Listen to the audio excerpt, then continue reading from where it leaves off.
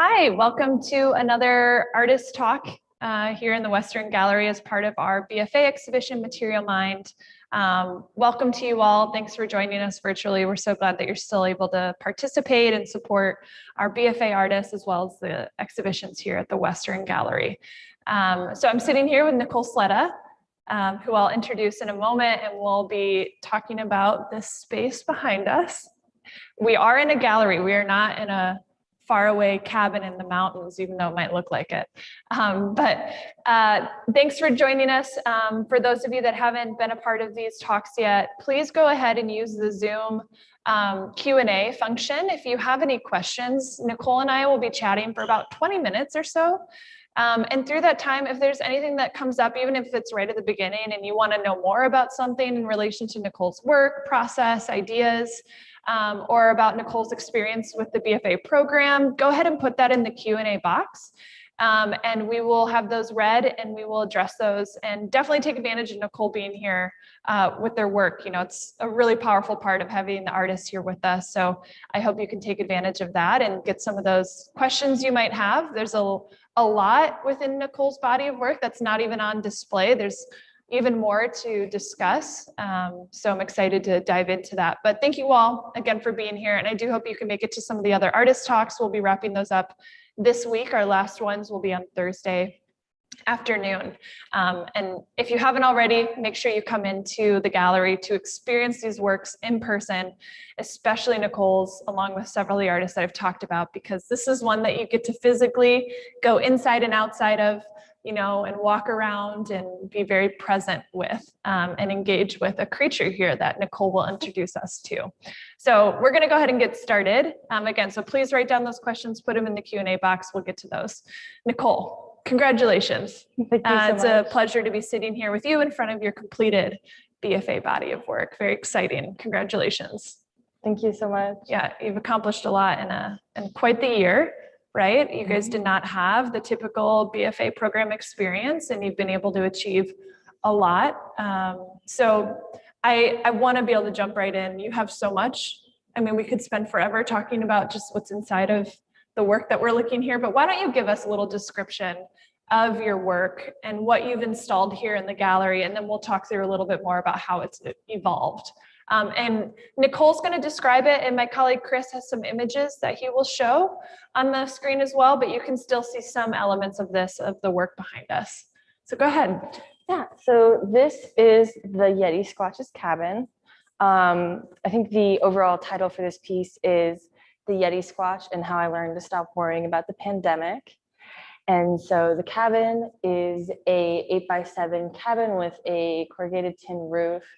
And the interior is all fabrics and artificial plant life. And I've kind of filled the entire interior with these really strong textures.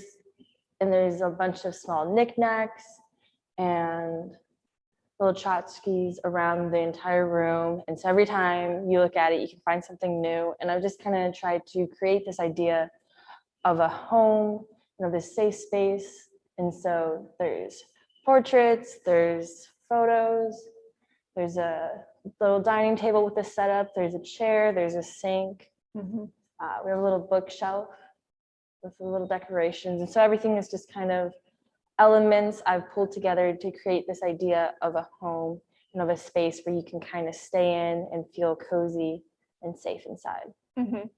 I think what's important about the cabin, so I know we're sitting in an art gallery, we're sitting in the Western Gallery looking at this cabin, but for you, where do you picture this cabin inhabiting? Like, I know that this is a place that you've created to step away from reality. So if this were a place that we would encounter outside in the real world, where would we find this cabin? Where do you picture it?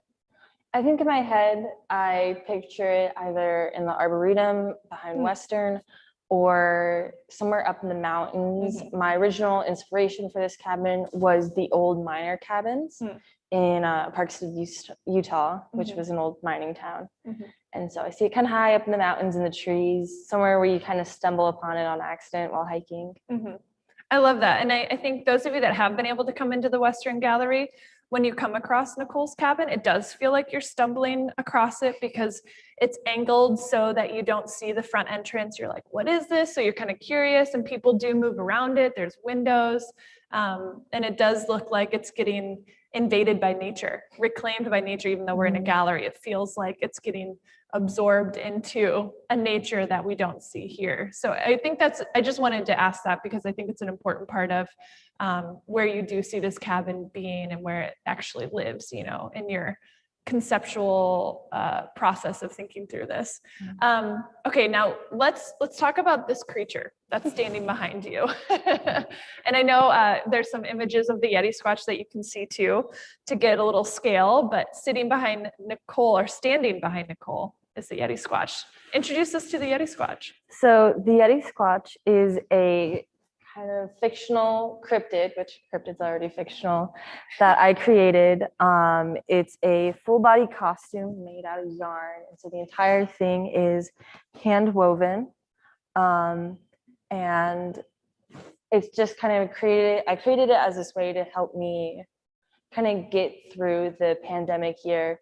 It was really hard for me to create and come up with something like creative every day. And so I kind of came up with this overall idea. I was like, I'm going to make a costume. Not 100% sure about what, but I wanted to make some sort of creature. And so I started off and I just kind of spent all of fall quarter doing this very repetitive motion of weaving. And that really helped me get through a lot of things. And, kind of all of the quiet moments where there wasn't really anything happening, I'll just go back to weaving. And I ended up with this costume. It's quite a startler. A lot of people come into the gallery through the main entrance and come around the corner and are kind of startled by it because it's about the size of a human person. So a lot of people think like, oh, somebody's there, which is a really fun element. And it's just kind of been like a friend for me. And since we're not really allowed to see people in the fall, I created it as a way to like kind of entertain myself and entertain others. I was wearing it around my neighborhood, which created quite the ruckus. And yeah, it's just kind of this way of disrupting the monotony. I think it's important, Nicole, to understand in your work, right, the evolution of what we're sitting in front of here, because you started with the suit, the Yeti Squatch suit, right? So let's back up and, can you unravel the evolution of your installation and the suit and how it all came to be? Like, you applied to the BFA program in the spring. Did you know this is what you were going to be making, or when did all this happen? So I didn't know that I had no idea what I was going to make. And so I got into the BFA and I was back home in Utah. I had gone home for spring break and was stuck there for a few months. And I was out hiking with my mom and I was like, I don't know what I'm going to do.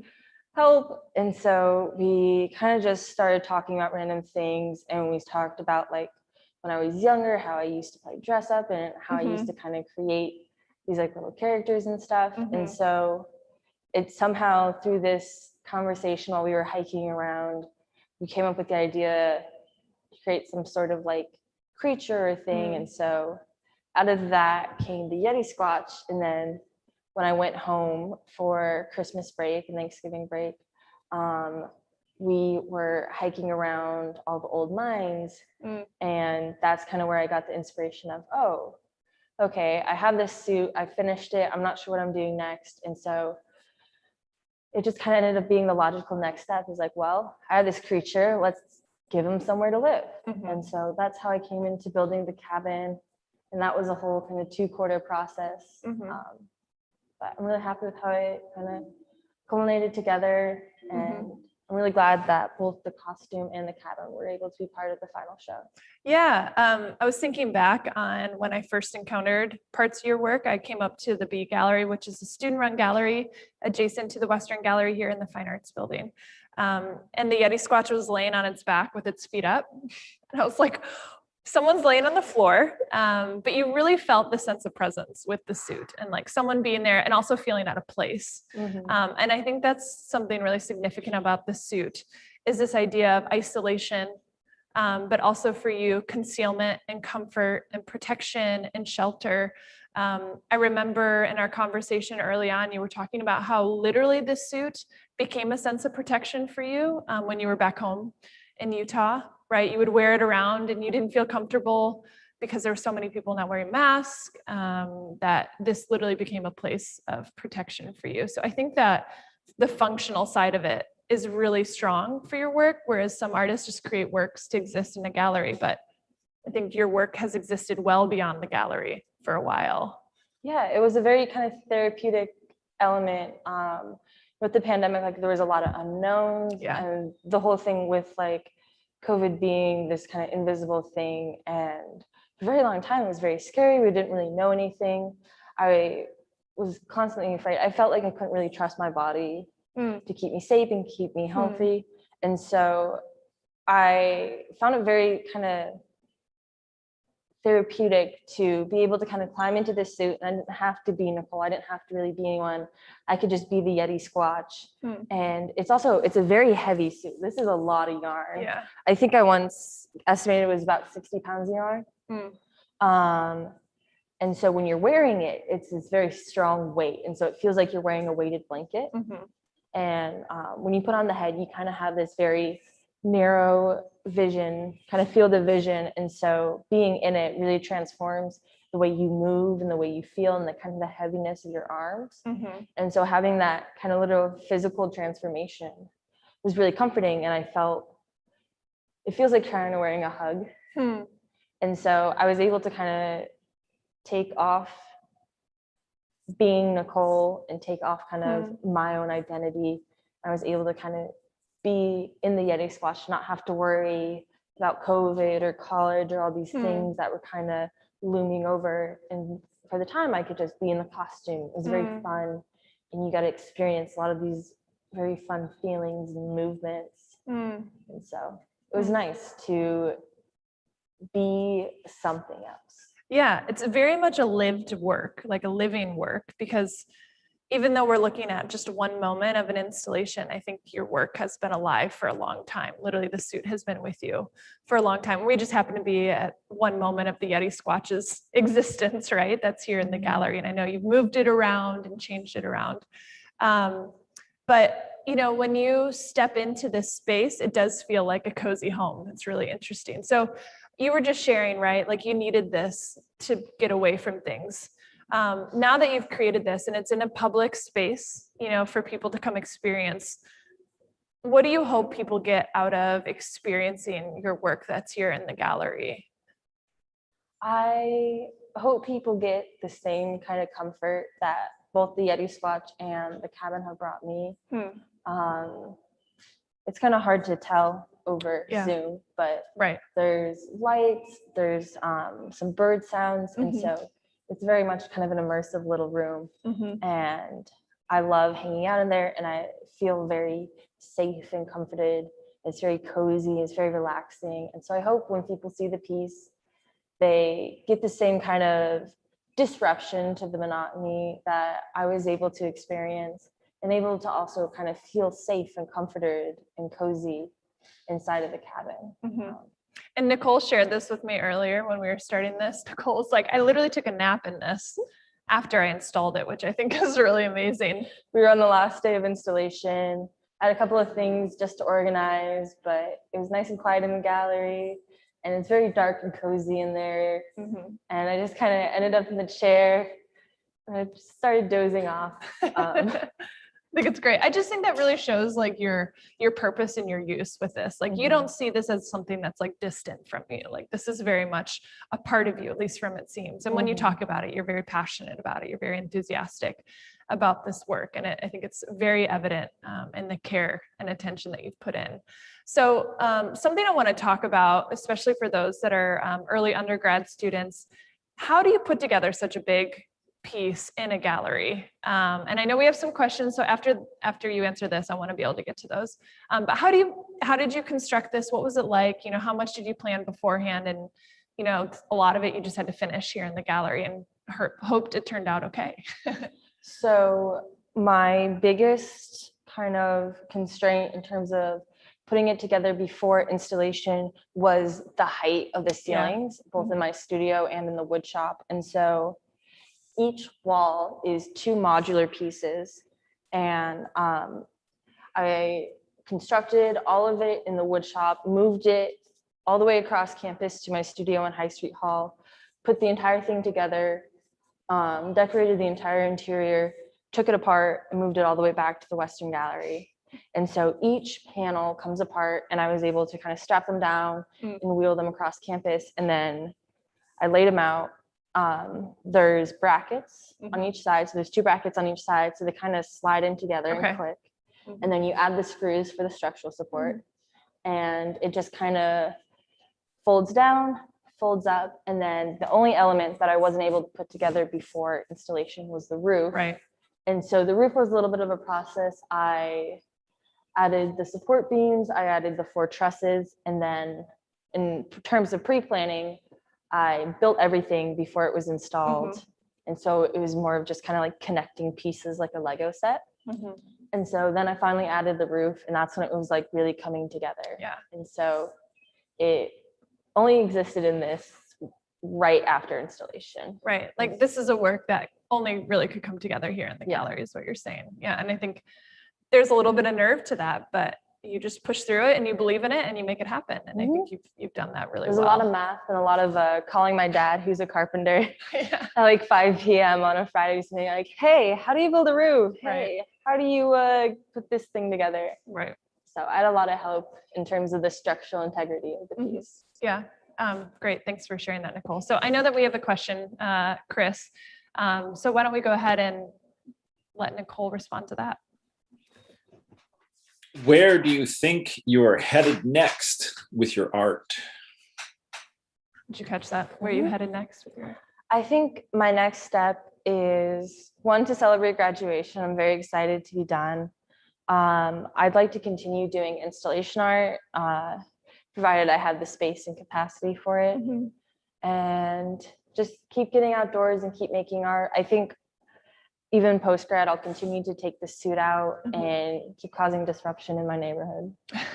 So when you say continue making installation art, what kind of work, say it's not this body of work, like what are other themes or concepts or, I don't know, what are other things you want to address through installations that are important to you or that you feel that you'd love to create work related to a certain theme or idea?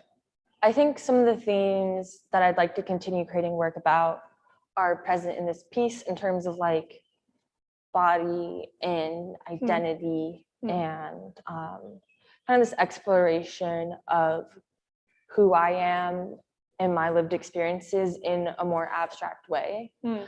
Before I started doing installation art, which I literally started this year, I was doing a lot of very literal work about my body. And so I really enjoyed moving into the very much abstract and just continuing my focus on nature and the outdoors, I think is really important to me. Yeah, because you're pretty avid outdoors person, right? Oh, yeah. Yeah. I know we have some other questions. Chris, go ahead. There is predominantly green inside your cabin. Any meaning in your mind? So the green inside the cabin, kind of mixed with a lot of artificial plants and flowers, is part of this idea of a crafted nature or a constructed nature. I was thinking about using actual nature and moss in my piece, but I'd have to water it a lot, and that's not really a conducive environment for a gallery. And so I built it with this idea of kind of having a pause in time and kind of having this frozen moment where everything is eternally green and eternally kind of lush and beautiful. And so in building, I built my own creature, I built my own house. And so adding on top of that, I built my own sense of nature and my own kind of greenery. And so it was a very like deliberate reclamation of the cabin with the nature, where I was literally reclaiming each space with that kind of floral. Right, and you're in the suit, your Yeti Squatch has primarily been an outdoors creature, right? So it only makes sense that a part of the outdoors is kind of infused within. Yes. It's not a proper interior, it's kind of an open-ended interior space. I think we have another question, so go ahead. The piece is so charming and intricate. What gave you the idea for the photos? Those were my favorite part. Yeah, it's kind of hard to see the interior photos. There's a couple of family portraits. Like in picture frames. In picture frames. Yeah. I'm assuming that's what you're talking about. Yeah. And I wanted to create this kind of sense of home. And so I was literally in my room trying to come up with elements to add to my cabin. I was like, okay, what do I have on my walls? Okay, photos of my family.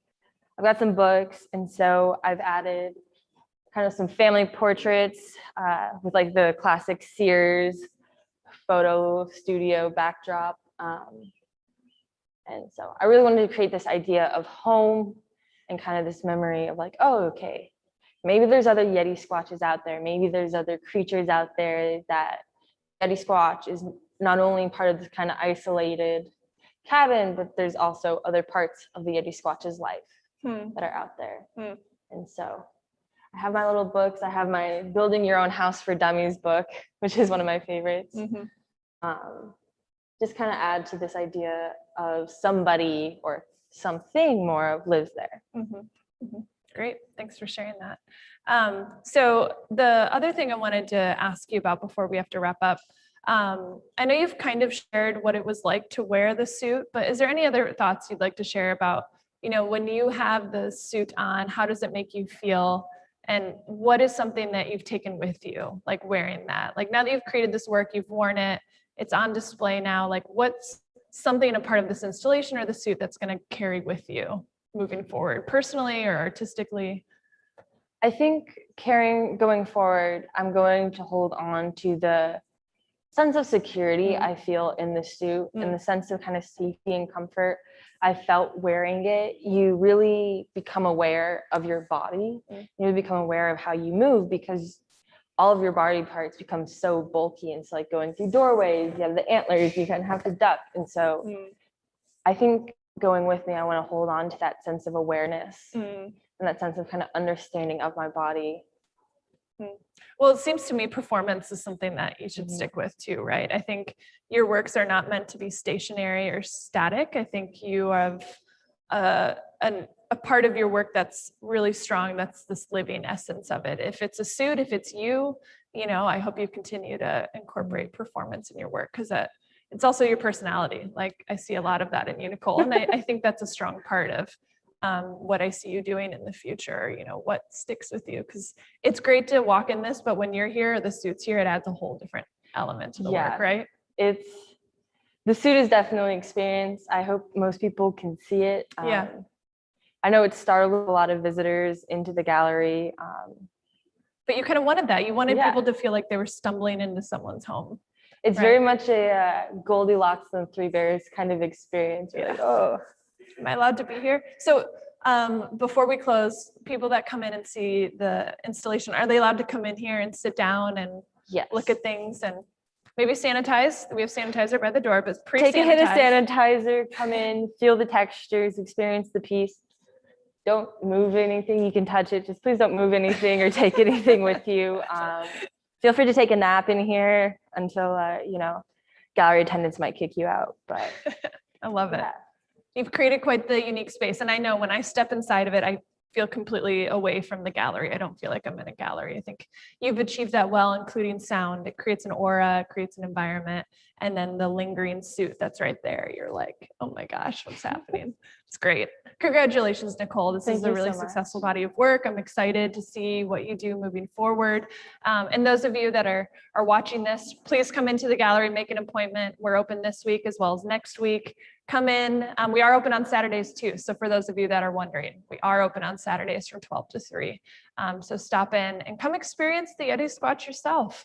Take a few selfies, hang out in the cabin and really get to experience it as Nicole wants you to. So Nicole, congratulations. Thanks for sharing a bit more about you, your work, and how this came to be. I think it's been a really fruitful conversation. Thank you. Thank you so much. You're welcome. Thanks, everyone.